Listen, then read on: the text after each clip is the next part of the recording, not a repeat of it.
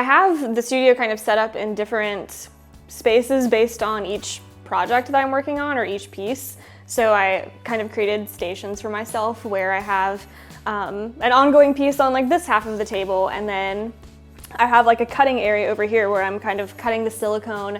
This was a piece that I started at the beginning of the grant, and I would pour silicone sheets and slice them into like 1-inch strips, and then I would weave them together, and so they've been hanging on this like clothing hanger.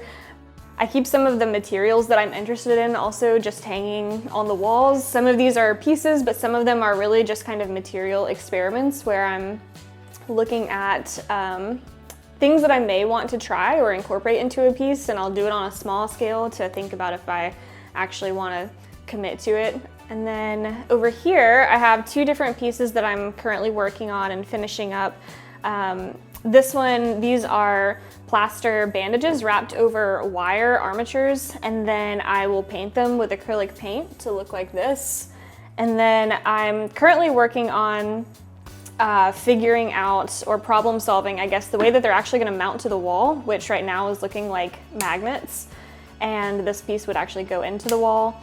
And what stage I need to kind of put them on. So I have been working on that, and when they're painted, then I'm going to dip them in silicone to look more like this, and then I will dust them with a mattifying powder so it resembles the texture of my skin a little bit more.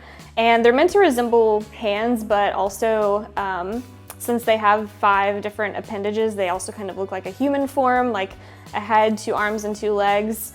And at the same time, they look like none of that at all. And so it's kind of these in-between beings. And I am trying to create more and more of them. They would be mounted on a wall to resemble like an infestation. So that is a current piece that's wrapping up. And then over here, this is my kind of like resin area. And I am creating these pieces that are cast into the candy molds, but they have hair inside of them. And so I'm cutting up my hair, my friend's hair, anyone who will donate me hair, and putting them in these resin blocks. I'm calling them memory cards. It's an identifier, but it's also something that doesn't tell the whole story of the person. And so this will be a piece that's kind of a lot of these different resin cubes together. And then this is a piece in progress. So these are test tubes, and each of them have some piece of me or something resembling the human body inside of them. And so I'm thinking about distilling the body down to an equation.